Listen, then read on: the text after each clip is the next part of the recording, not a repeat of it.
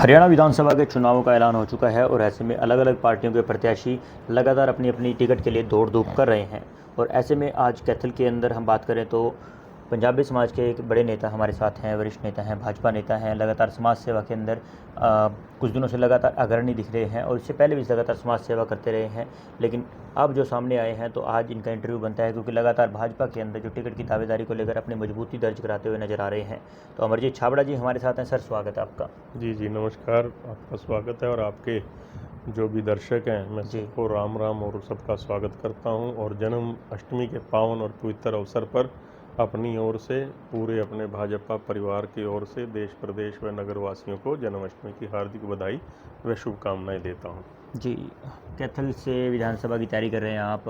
और पहले तो हमारे जो दर्शक हैं वो जानना चाह रहे हैं कि समाज सेवी जब आपने शब्द लगाया तो समाज सेवा के कुछ काम हमारे दर्शकों को बता दीजिए कि जो आपने किए हैं। वैसे तो बताने की चीज़ें नहीं होती हैं, लेकिन फिर भी आप लोगों ने कुछ ना कुछ समाज के लिए किया है कि भाई मैंने ये काम किए हैं तो समाज के लिए कुछ ना कुछ हो। सेवा देखो समाज की सेवा के लिए ना प्रभु आपको जब सामर्थ्य देता है जी, तो उसके लिए आपको सदैव लोगों की सेवा के लिए तत्पर रहना चाहिए।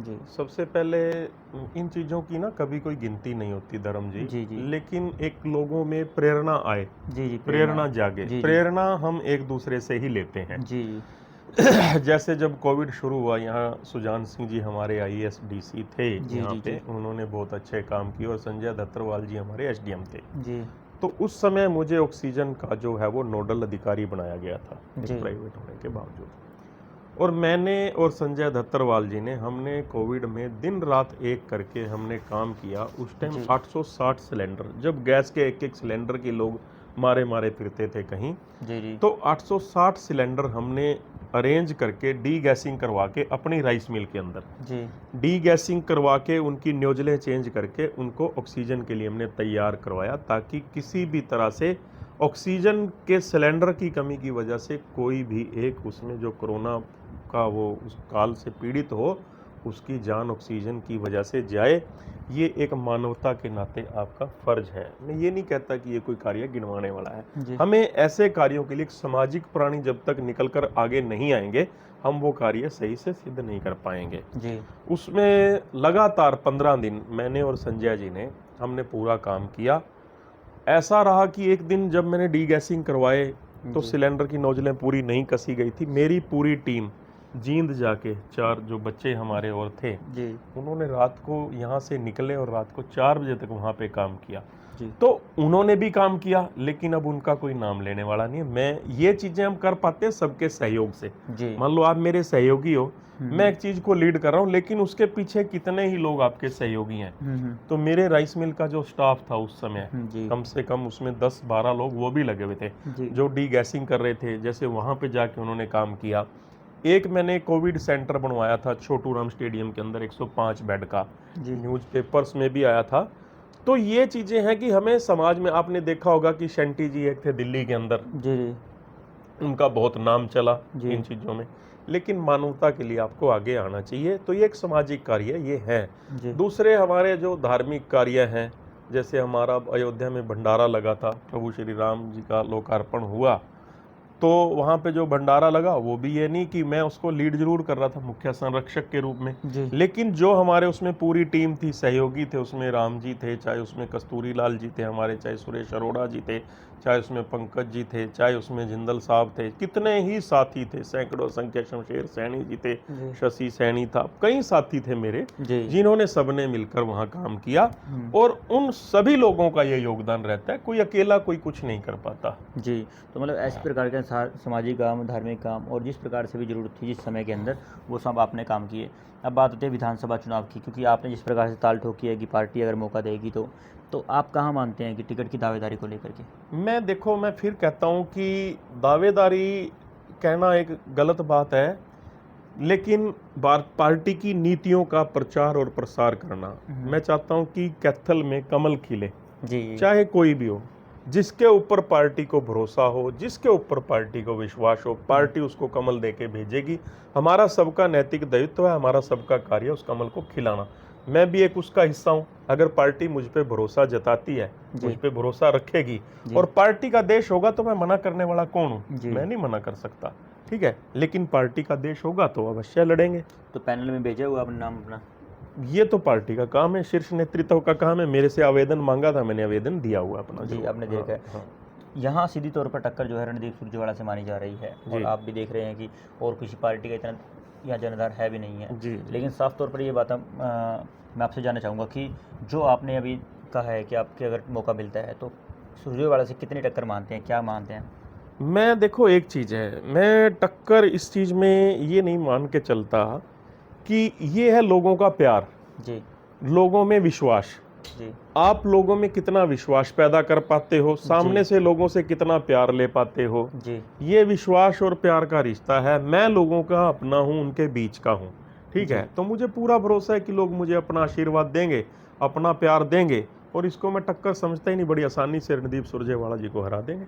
जी, आपने एक जगह बैठे हुए कहा था कि एक बार मुझे मौका दो, रणदीप सुरजेवाला नामो निशान मिटा देंगे। नहीं, मैंने, मेरे ख्याल में ऐसा तो नहीं, नामो निशान तो कोई नहीं, किसी आप का नाम भी भूल जाएंगे उसका, ऐसे कुछ कहा। मैं ये चीज मैं एक जरूर कहना चाहूंगा जी। कि अगर परमात्मा ऐसा मौका देता है जी। और कहीं कोई एक नेतृत्व करने की संभावना पैदा होती है और जागृत होती है, जी। तो आपके पास एक विजन होना चाहिए जिसके ऊपर आप काम करो, जी। ठीक है ना। तो उस विजन को लेके चलो, इस विजन पे आप जब काम करोगे, जब वो कार्य करोगे, जब तक हमने एक को नहीं देखा, हमारे पास देखो दो ऑप्शन है। एक हमारे पास, हमने किसी का काम देखा जी, उसने बहुत अच्छा काम किया, जी। लेकिन जिसका काम हमने देखा ही नहीं, जी। जी। ठीक है ना, तो उसके बारे में हम तुलना या कोई कैसे गणना किसी भी तरह का कुछ नहीं कह सकते। जी। लेकिन जो मेरे अंदर एक विश्वास है और मेरा एक दृढ़ निश्चय है जी। कि मैं ऐसे तरीके से कैथल की जनता की सेवा करूंगा कि कैथल की जनता याद रखेगी कि हाँ जी, हमने एक सही जगह पे अपने मतदान का प्रयोग किया है। जी। ये आज ये बात कहना ठीक नहीं है, क्योंकि आज पता नहीं पार्टी मुझे मौका देती है कि नहीं देती, किसी और को देगी तो वो चीजें मैं कैसे दिखा पाऊंगा, ठीक है ना। जी। जैसे लेकिन मौका राइस मिल मैं अपनी बात कहूंगा, मैं बीच में टोक रहा हूं आपको। जी। ट्रेड की जब मैंने जिम्मेवारी संभाली अपने हरियाणा प्रदेश में, जी। तो मैं इससे आपको वो सारी आपकी बात का जवाब आ जाएगा। जी। हमारी पॉलिसी बनी थी 25-30 वर्ष पहले की। जी। जी। मैं हमारे साथ की स्टेट्स जब वो फायदा ले रही थी, उससे पहले कांग्रेस का राज रहा है, जी। जी। प्रधान भी रहे हैं, लेकिन वो सुविधाएं नहीं ले पाए। जैसे बारदाने का डेप्रिसिएशन है, लोडिंग अनलोडिंग है मंडी से, कस्टडी मेंटेनेंस है, चाहे वो धान की मिलिंग के ऊपर बोनस हो गया। तो ये सारी चीज़ें मैंने बैठकर आदरणीय हमारे जो मुख्यमंत्री थे श्री मनोहर लाल जी, 2019 के अंदर उनके साथ हमने मीटिंग की थी, और मैंने मुख्यमंत्री जी के साथ 1 to 1 बात करके कि मैंने कहा जी, ये हमारे तकरीबन हर एक राइस मिल को इतना लाभ होगा। उसमें टोटल मैंने हरियाणा की कैलकुलेशन की थी, जो कि लगभग 60 लाख मैट्रिक टन पैडी की प्रोक्योरमेंट होती थी। उस पे मैंने माननीय मनोहर लाल जी को गिनवाया कि ये हमारे प्रदेश के 254 करोड़ रुपए का हमारा मिलर का फायदा हो सकता है, पूरे हरियाणा प्रदेश के मिलर्स का। उस टाइम 1304 मिलें होती थी हरियाणा में जो कस्टम मिलिंग का काम करती थी। 1304 मिलों में वो मैंने एक खाका तैयार किया कि हर एक मिल को इतना फायदा होगा जी। और वो फायदा मिलरों को मिलना शुरू हुआ भी सही जी। ठीक है जी। तो वो कार्य करवाए मैंने, 18 सूत्रीय कार्यक्रम में लेके मिला था माननीय मनोहर लाल जी को।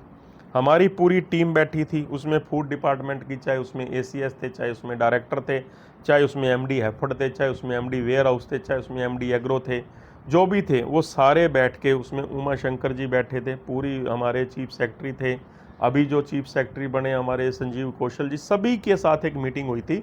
और उस मीटिंग में बैठ के मनोहर लाल जी, जब आपके प्रदेश के मुखिया आपको सुनने के लिए तैयार हों और वो सुन रहे हैं, तो निश्चित रूप से आप कार्य करवा पाओगे। अगर उससे पहले भी थे प्रधान, नहीं काम हो पाए, नहीं करवा पाए, या सरकारें ऐसी नहीं थी, हमें उन्होंने गले से नहीं लगाया, माननीय मनोहर लाल जी ने हमें गले से लगाया, हमने काम करवा के दिखाए।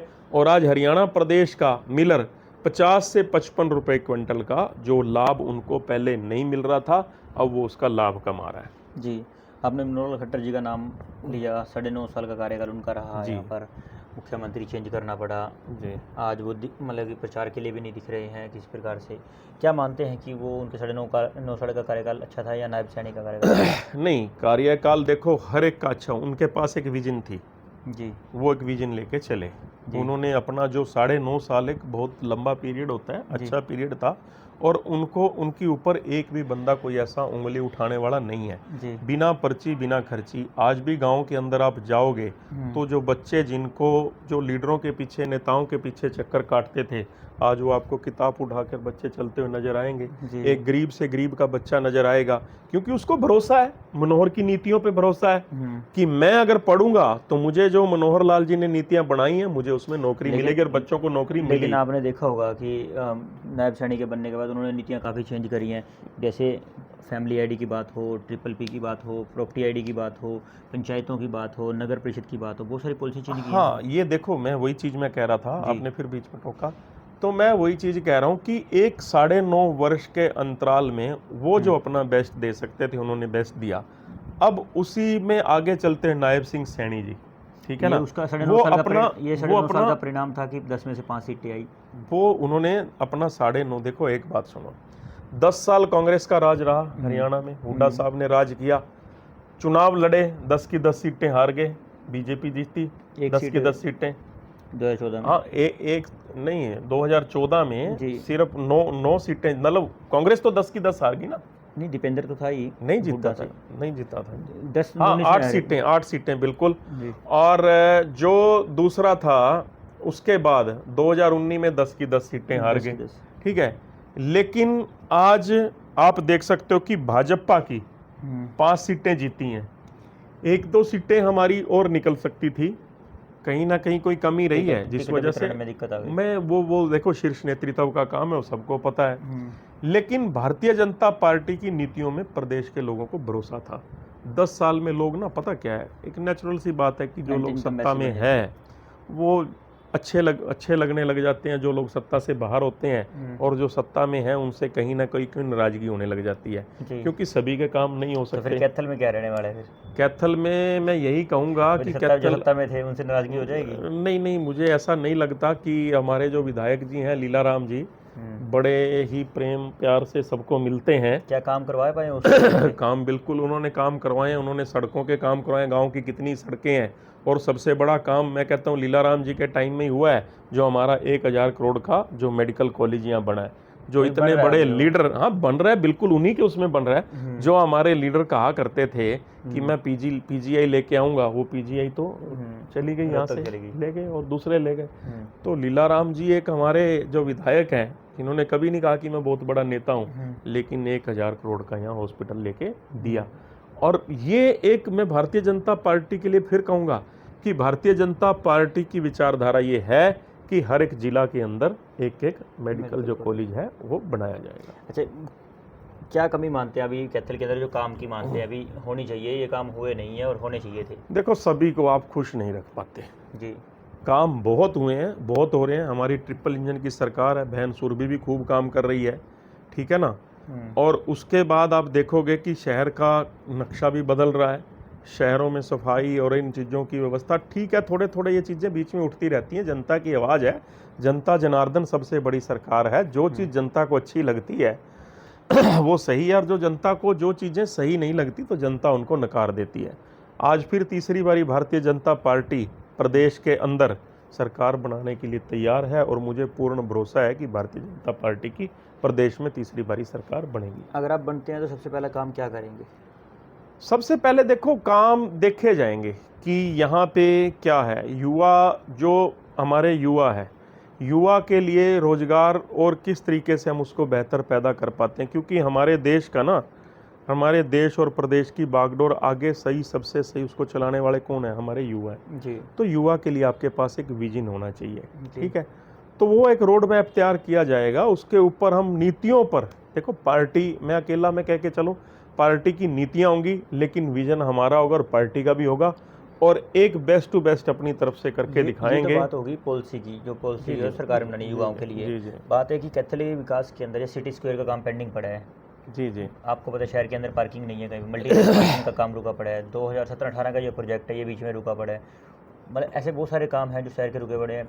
आउटर मंडी की बात थी, आउटर मंडी तो बन गई, सब्जी मंडी, सब्जी अतिरिक्त मंडी। अनाज मंडी सब्जी जो मंडी है की बात हमारे हो रही बन थी। गई, सब्जी मंडी भी वहाँ पे अतिरिक्त जो है वो जगह दी हुई है। तो उसमें कुछ सब्जी मंडी वाले जो हमारे साथी हैं उनका कोई इशू रहा होगा तो उसको भी करेंगे। और जो सिटी स्क्वायर जो भी कार्य हैं, मैं कहता हूँ जो जन कल्याणकारी कार्य हैं, जन आपको कल्याणकारी लगता है कि हित में 7 होंगे। साल से ये काम रुका पड़ा है? सरकार ट्रिपल इंजीनियरिंग की खुद की है बीजेपी की, अब देखो तब भी दिक्कत आ रही है। उनके पीछे जो कारण रहे होंगे तो उसके कारण तो मुझे नहीं पता कि क्या कारण है, लेकिन अगर मेरे सामने कारण आएंगे और मुझे मौका मिलेगा तो मैं कार्य अवश्य करवाने की कोशिश करूंगा, और खुले मन से। उसमें ऐसा है कि बिना किसी भेदभाव के कार्य करवाएंगे।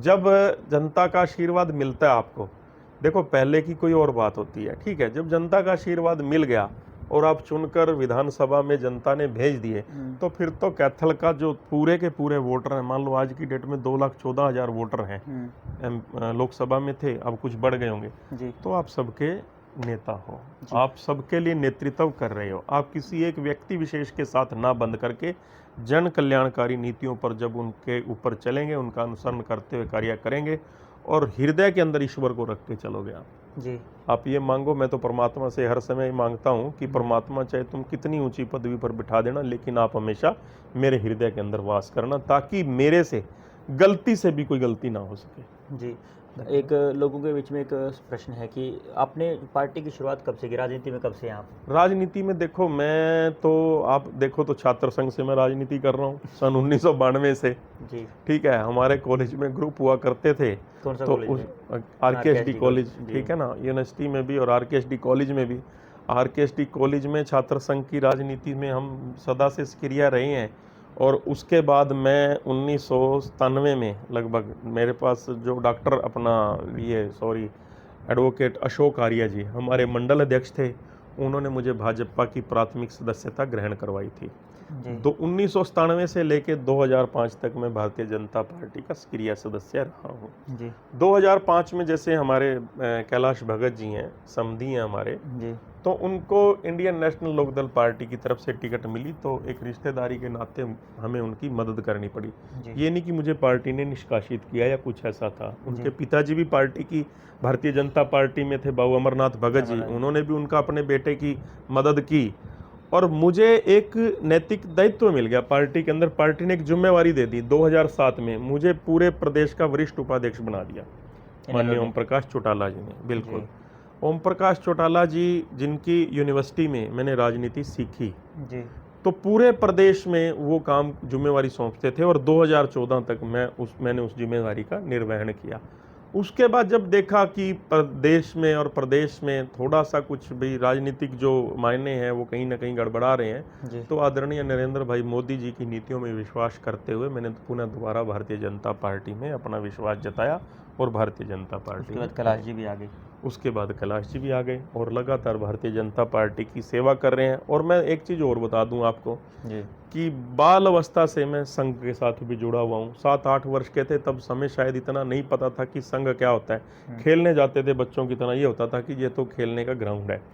उसके बाद डेरा ब्यास में जैसे सेवा के लिए जाते थे। 71 का मेरा जन्म है और 78 में माता पिताजी ने नामदान लिया, तो मैं डेरा ब्यास भी जाता था मम्मी के साथ। जो 78 में मैं गया तो माताजी ने और बाबूजी ने नामदान लिया, तो वहाँ भी कंटीन के अंदर जैसे मैं छोटा था और सेवा भाव शुरू से अंदर रहा है।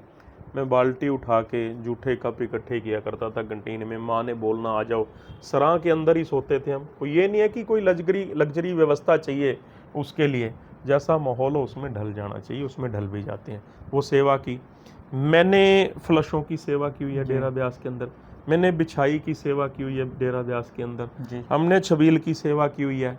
बस स्टैंड पे छोटे होते थे, बच्चे होते थे, जब श्रद्धालु यात्री सत्संगी आते थे उनका सामान लेके जाते थे बड़े शौक से। जहाँ उनकी जगह का प्रोग्राम बनता था, व्यवस्था बनती थी रहने की, वहाँ उनका सामान छोड़ के आते थे। तो ये भावनाएं शुरू में रही हैं, शुरू से ही रही हैं। हाँ बिल्कुल, मैं 5 बारी ट्रैक्टर ट्रैली लेके गया हूँ यहाँ कैथल से, खुद ट्रैक्टर चला के गया हूँ और संगत को, हाँ बिल्कुल ले गए, और 10-10 दिन की सेवा की हमने, वहाँ रुके हैं। और संगत की सेवा में और सेवा भाव आपके अंदर होना चाहिए, और वहीं से और संघ से जो मेरे अंदर ये जो सेवा भाव है, जो ये धार्मिक एक प्रवृत्ति है, लोग बोलते हैं कि इतना आपके अंदर ऐसा है। तो मेरे अंदर वो चीज़ ना, एक बचपन से जो एक होता है ना कि बच्चे का ना एक जो हृदय होता है वो कोरा कागज होता है, लेकिन आज जो उस पर लिखा जाए। लेकिन आज की राजनीति तो मतलब कि ऐसी चीज़ें मानते हैं कि हर लोग ये सोचते हैं कि भाई कहीं ना कहीं टिकट लेने के लिए समाज सेवा चल रही है या कैसे। अब एक बात बताओ, 7 वर्ष की उम्र में मैंने कौन सी टिकट लेनी थी?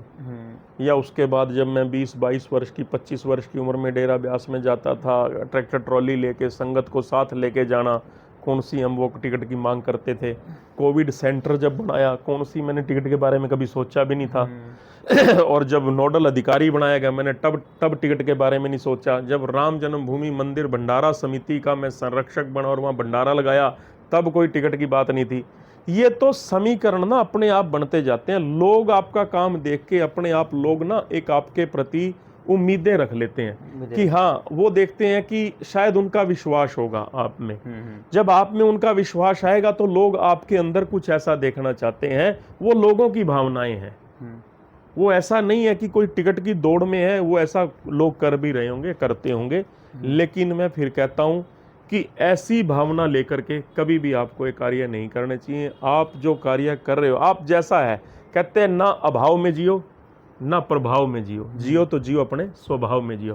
ये मेरा स्वभाव है। अच्छा, मैं अपने स्वभाव के साथ मैंने एक चीज़ देखी अभी कि हमने बहुत सारे लोगों को राजनीतिक यात्राएं करते देखा है। राजनीतिक यात्राएं करते हैं वोट के लिए। कोई भारत जोड़ो यात्रा निकाल रहा था, कोई परिवर्तन यात्रा निकाल रहा था, कोई अधिकार यात्रा निकाल रहा है, कोई साम मांगो यात्रा निकाल रहा है।